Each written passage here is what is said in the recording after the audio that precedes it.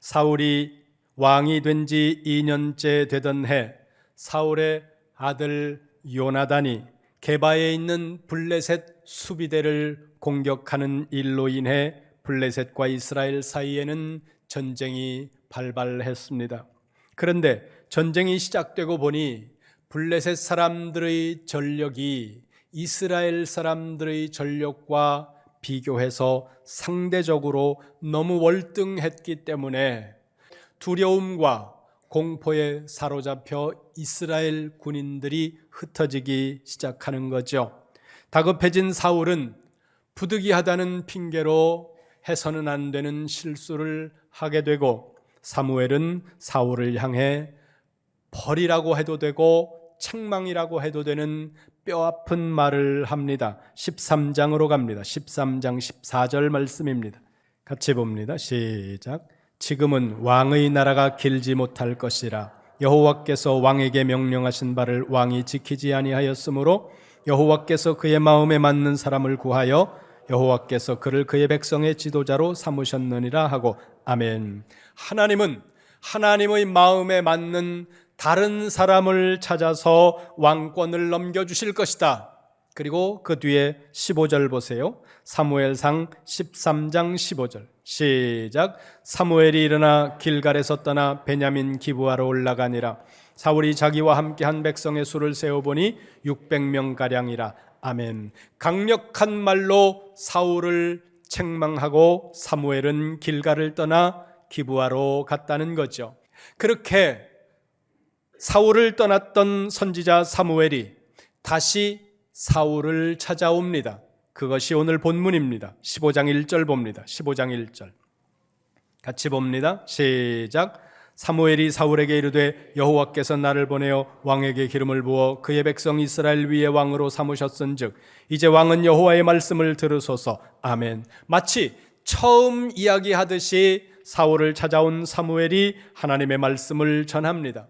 그런데 사무엘상 13장 15절에서 길갈에서 헤어진 사무엘과 사울이 다시 15장 1절에서 만나고 있는데, 사무엘상 13장 15절에서 사무엘상 15장 1절까지는 상당한 시간이 흘렀다는 겁니다. 구약 신학과 고대 근동 역사 연구의 권위자로 알려진 보수주의 신학자 중에 미국의 레온 우드라고 하는 분이 있습니다.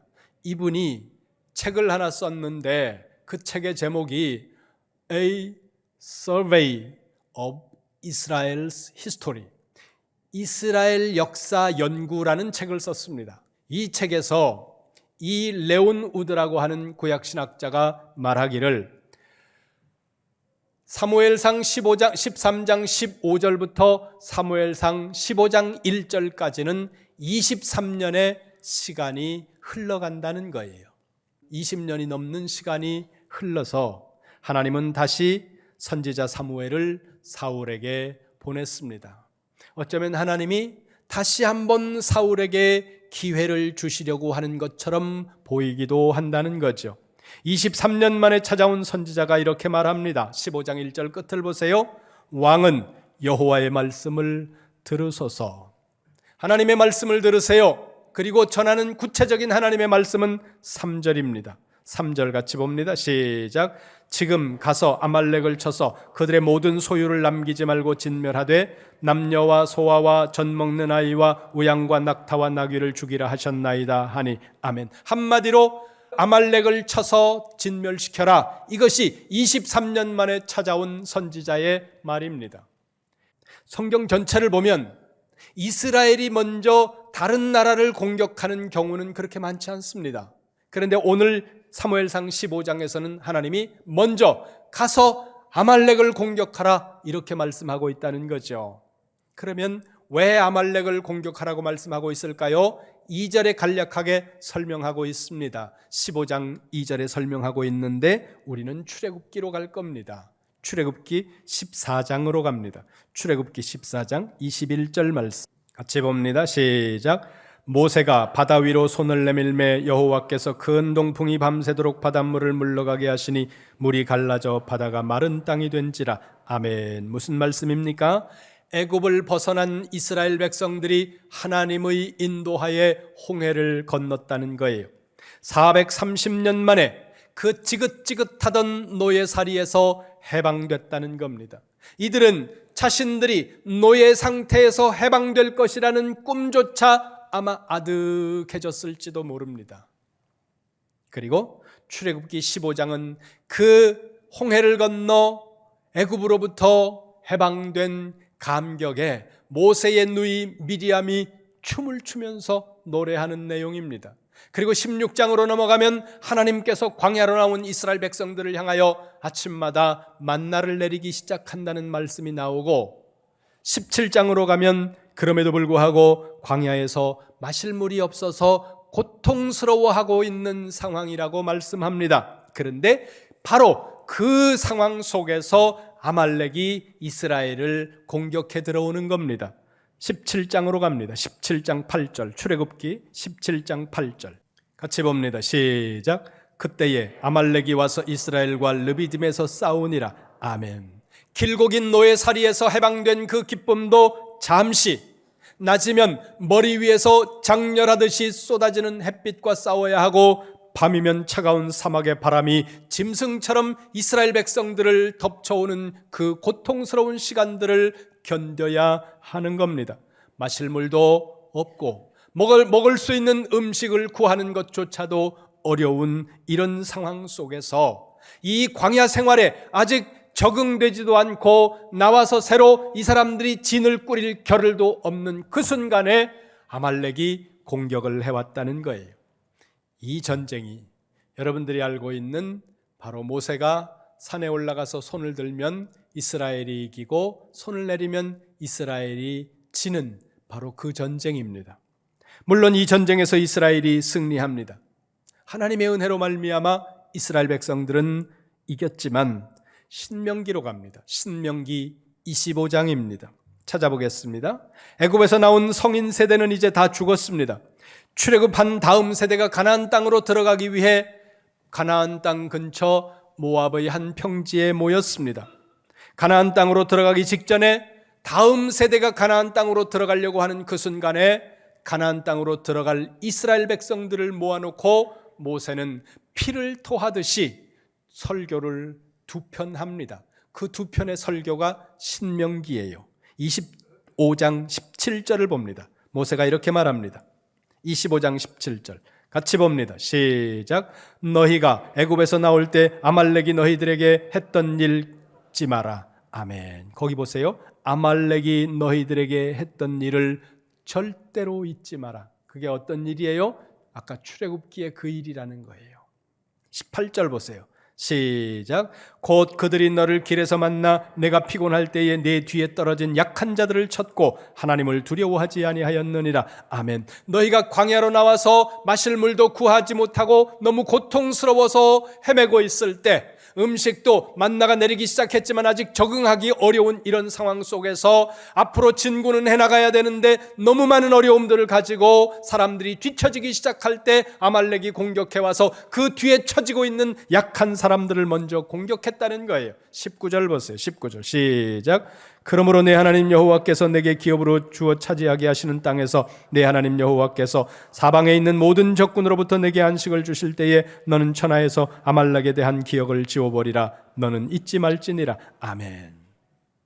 그때 그 사건을 너희는 잊지 말고 말씀을 정리하면, 너희가 가나안 땅에 들어가서 자리를 잡게 되거든 그때 광야에 나오자마자 너희를 공격했던 그 아말렉을 반드시 찾아서 소멸시켜라, 진멸시켜라. 이것이 하나님의 말씀이었고, 이제 사울을 찾아온 사무엘을 통해 하나님은 이 말씀을 꺼내고 있는 겁니다. 그런데 여러분 대충 계산해 보세요. 여호수아서부터 사울 왕까지의 사이에 사사시대가 있습니다. 사사시대가 360년입니다. 여호수아가 정복전쟁을 7년 동안을 합니다.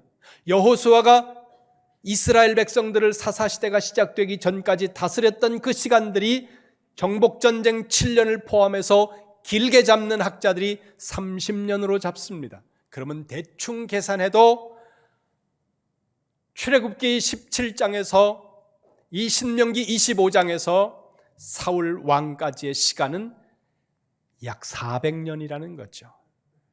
여기서 여러분들이 생각하셔야 됩니다. 두 가지를요. 하나는 하나님이 하시는 일은 때로 우리가 생각할 때 너무 느린 것처럼 보일 수도 있다는 겁니다. 너희가 가나안 땅에 들어가서 자리를 잡거든 반드시 아말렉을 진멸시켜라. 이 말씀은 내가 반드시 아말렉을 진멸시킬 거야, 이렇게 약속하셨습니다. 그런데 그 약속이 400년 후에 성취되고 있다는 거예요. 400년이면 조선 왕조가 500년입니다. 인류의 역사를 보면 하나의 다이너스티가 평균 250년이에요. 두 개의 다이너스티를 건너가야 500년입니다. 하나님의 약속이 500년 뒤에 성취되고 있다는 거죠. 우리는 급해요. 우리는 여유가 없습니다. 그런데 하나님은 너무 천천히 하시는 것 같아요. 이스라엘 백성들이 고통 중에서, 그 절망 중에서, 노예살이 가운데서 부르짖습니다. 고통 중에 하나님 너무너무 힘듭니다. 너무너무 고통스럽습니다. 그렇게 부르짖을 때 출애굽기 1장을 보세요. 하나님이 뭔 일을 하세요? 레위 지파 어떤 남자가 어떤 여자 만나서 결혼하는 얘기부터 시작해요. 결혼하고 그 애가 태어나가지고 80년이 돼야 그 애가 일을 시작을 하는 거예요. 죄송합니다. 모세를 그 애라 그래가지고. 이렇게 하나님의 일은 때로 더디다는 거예요. 그러나 두 번째를 기억하세요. 하나님은 약속하신 바를 반드시 이룬다는 거예요. 이 점을 여러분들이 기억하셔야 된다는 거죠. 다시 오늘 본문으로 갑니다. 사무엘상 15장 7절 8절입니다. 사무엘상 15장 7절 8절 같이 봅니다. 시작. 사울이 하윌라에서부터 애굽 앞 술에 이르기까지 아말렉 사람을 치고 아말렉 사람의 왕 아각을 사로잡고 칼날로 그의 모든 백성을 진멸하였으되. 아멘. 하나님의 말씀을 듣고 군대를 이끌고 정복 전쟁에 나선 사울은 그 전쟁에서 대승을 거두었습니다. 그래서 그 전쟁에 승리한 것을 기념하기 위해 사울은 자기를 위한 기념비를 세웠습니다. 그런데 하나님께서는 사울이 전혀 기대하지 않은 말씀을 하신다는 거죠. 26절입니다. 15장 26절 시작. 사무엘이 사울에게 이르되 나는 왕과 함께 돌아가지 아니하리니 이는 왕이 여호와의 말씀을 버렸으므로 여호와께서 왕을 버려 이스라엘 왕이 되지 못하게 하셨음이니이다 하고. 아멘. 전쟁에 이겨서 백성들은 환호를 지르고 왕은 기념비를 세우고 그러고 있는데 하나님의 선지자 사무엘이 와서 하는 말이 23년 전에 했던 말을 다시 반복하는 거예요. 하나님이 너를 버렸어. 사울과 그의 군사들이 보기에는 얼마나 대단합니까? 400년 전에 약속했던 그 일을 성취했어요. 대승을 거두었습니다. 적군의 왕을 포로로 잡아오고 수많은 전리품들을 바리바리 싸들고 들고 오지 못할 정도로 많은 전리품들을 가지고 돌아왔다는 거예요. 그런데 하나님이 말씀하세요. 난 너를 버렸어. 오늘 우리식으로 말하면 우리가 생각하던 성공을 했습니다. 우리가 생각하던 승리를 했고요. 우리가 원하던 것을 이루었습니다. 내가 생각하던 것보다 더 높은 자리에 올라가고 많은 업적을 이루었다고 하더라도 하나님이 이렇게 말씀하실 수 있다는 거예요. 나는 너를 버렸어. 여러분, 왜 사울은 또다시 하나님으로부터 23년 전에 들었던 내가 너를 버렸다는 그 말씀을 다시 듣고 있습니까? 중요한 것은 그의 불순종이라고 오늘 본문이 말씀합니다. 그러면 하나님의 관심은 어디에 있습니까? 15장 1절 다시 보세요. 맨 마지막에 이렇게 말씀합니다. 여호와의 말씀을 들으라. 구체적으로 하나님의 말씀을 들으라고 선지자가 말하고 있는데 그러면 하나님의 말씀이 뭡니까? 3절입니다. 함께 봅니다. 시작. 지금 가서 아말렉을 쳐서 그들의 모든 소유를 남기지 말고 진멸하되 남녀와 소아와 젖 먹는 아이와 우양과 낙타와 나귀를 죽이라 하셨나이다 하니, 중요한 단어가 나옵니다. 진멸하라 하는 단어예요. 이 단어는 히브리 말로 하면 하함. 발음이, 히브리 말은 발음이 어려워요. 헬라 말은 좀 발음을 하겠는데 히브리 말은 가래 끓는 소리가 세게 나야 돼요. 그래서 이런 발음이 되게 많이 나는데 우리나라 발음에는 없는 단어예요. 하함. 정확하지 않아요? 그래서 그냥 하람이라고 발음하겠습니다. 하나님께서 하람이라는 단어를 사용하고 있는데 이 단어의 의미는 진멸하다라는 의미를 가지고 있습니다.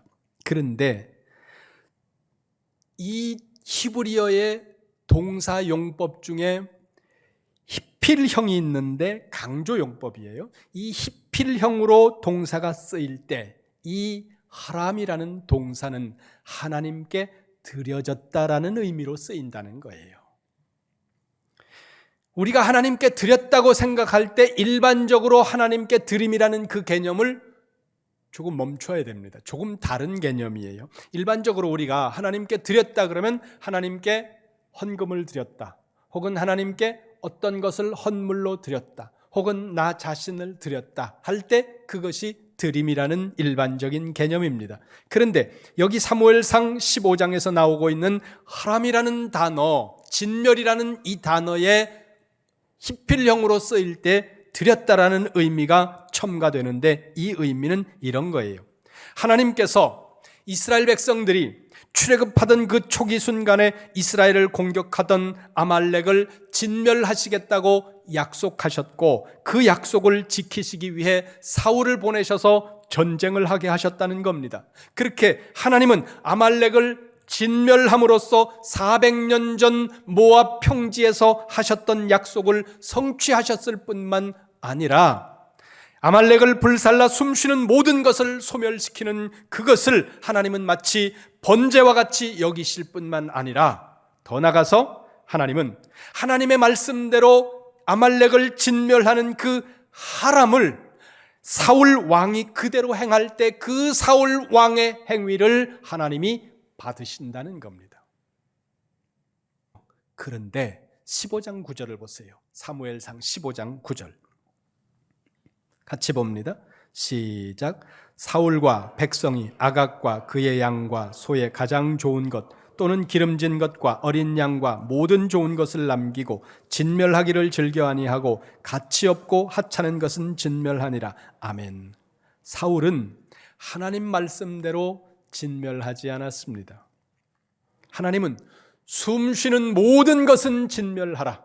어린아이든지 짐승이든지 어떻게 보면 잔인해요.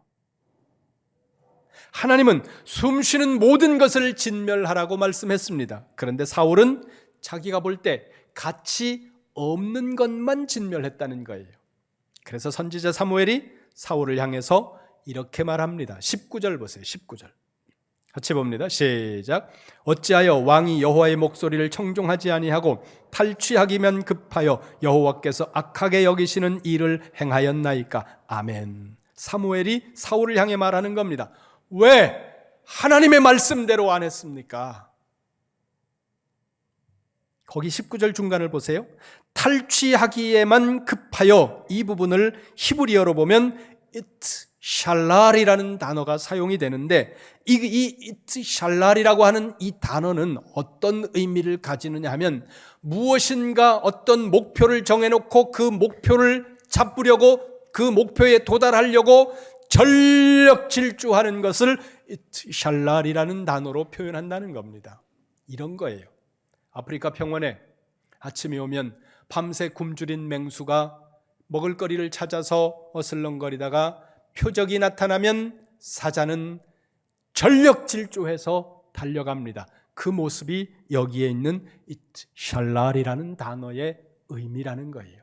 사울은 하나님이 말씀하신 그 하나님의 말씀대로 따라가는 것이 아니라 자기가 생각한 것, 자기가 탐욕스럽게 생각하고 있는 자기의 그 성공, 자기의 어떤 욕심을 이루기 위해 그걸 표적으로 삼아서 질주해왔다는 거예요. 이게 지금 사무엘이 하나님이 하고 있는 말씀이라는 겁니다. 그러자 사울이 대답을 합니다. 20절 보세요. 15장 20절 같이 보세요. 시작. 사울이 사무엘에게 이르되 나는 실로 여호와의 목소리를 청종하여 여호와께서 보내신 길로 가서 아말렉 왕 아각을 끌어왔고 아말렉 사람들을 진멸하였으나. 아멘. 거기 보세요. 사울이 사무엘에게 말하는데 20절 맨 마지막에 보세요. 진멸했습니다. 사울이 생각하기에는 진멸했다는 거예요. 지금 사울이 뭐를 기준으로 삼고 있는 거예요? 자기 생각을 기준으로 삼고 있는 거예요. 그러면서 21절 보세요. 21절 시작. 다만 백성이 그 마땅히 멸할 것 중에서 가장 좋은 것으로 길갈에서 당신의 하나님 여호와께 제사하려고 양과 소를 끌어왔나이다 하는지라. 아멘. 진멸했습니다. 다만 조금 남겼는데 그건 진멸한 거나 다름이 없습니다. 이게 사울의 대답이에요. 바꿔서 말하면 이런 거예요. 순종했습니다. 거의 순종했습니다. 이 말의 함정을 여러분들이 아셔야 됩니다. 이렇게 생각해 보세요. 축구를 해요. 축구를 하다가 어떤 편의 선수가 골대를 향해서 슛을 했는데 아슬아슬하게 빗나갔습니다. 그럴 때 이렇게 말합니다. 거의 골인데 들어간 거예요, 안 들어간 거예요? 잘 들으세요. 거의 골이라니까요. 거의 골은 들어간 거예요, 안 들어간 거예요? 안 들어간 거예요. 사울은 지금 그렇게 말하고 있다는 거예요. 오늘 우리가 그 함정에 빠집니다. 거의 순종했다고, 거의 순종한 것을 우리는 순종이라고 착각하고 있다는 거예요. 이게 함정이에요. 이게 사울이 빠진 함정이라는 거예요. 거의 살 뻔했는데 산 거예요, 죽은 거예요? 이해가 잘 안 돼요? 거의 살 뻔했다니까요. 산 거예요, 죽은 거예요? 죽은 거예요. 그래서 여러분들이 잘 아셔야 돼요. 하나님의 말씀대로 거의 했습니다. 자기는 하나님의 말씀대로 했다고 생각하는 거예요. 잘 생각하셔야 돼요. 했는데 하나님은 안 했다고 말씀하고 있다는 거예요. 주일 성수 온전하게 하세요. 11조 온전하게 하세요. 헌신 온전하게 하세요. 거의가 아니에요.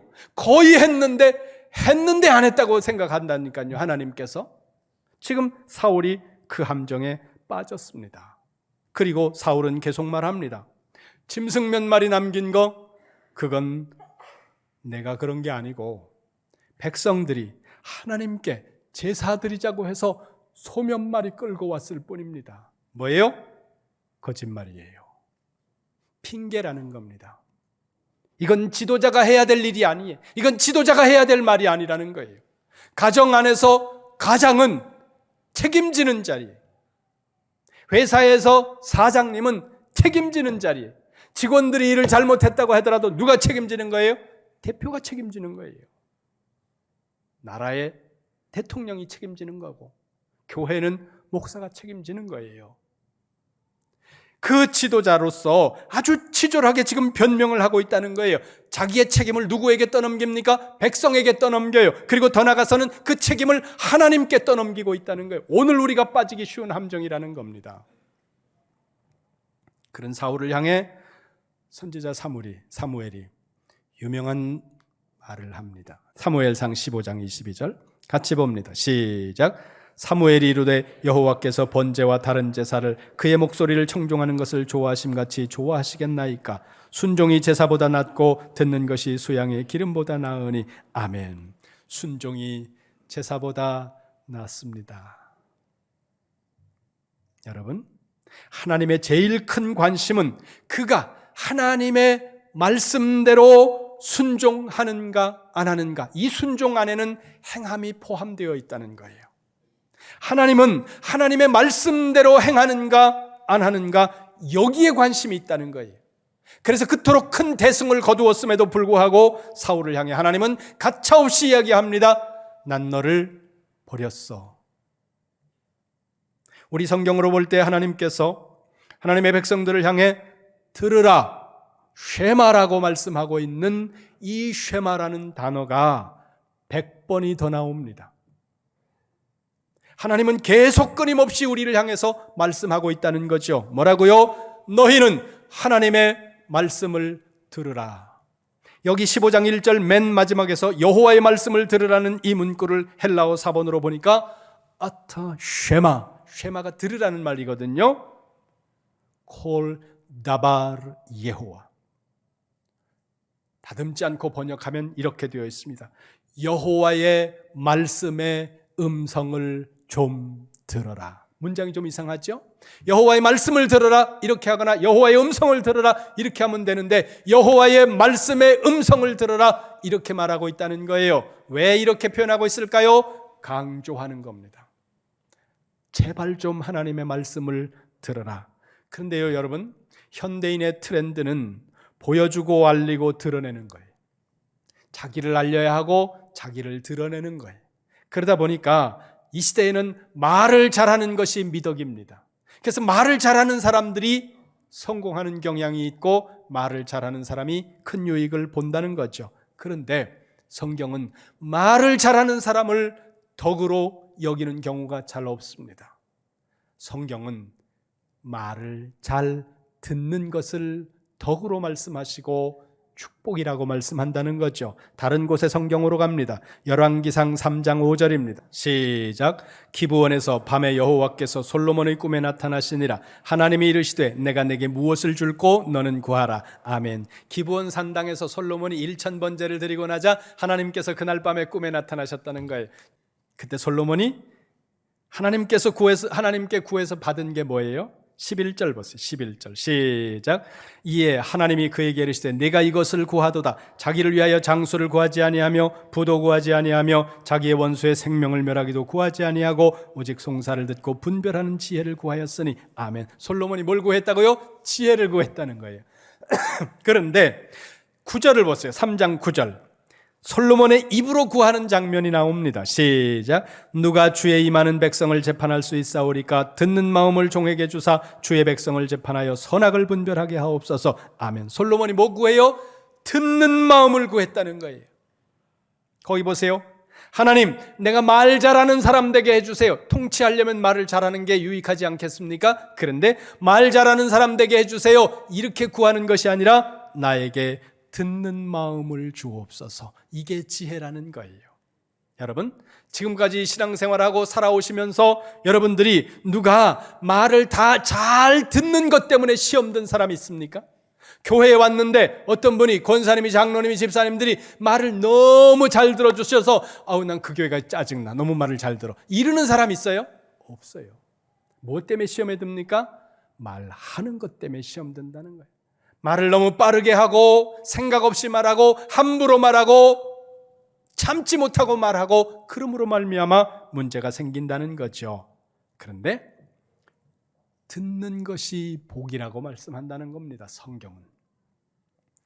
그런데 여기서 우리는 듣는 것과 관련해서 기억해야 될 중요한 포인트가 있습니다. 다른 곳에 성경으로 갑니다. 저 뒤쪽에 신약성경 뒤쪽에 야고보서로 갑니다. 야고보서 1장 22절 시작.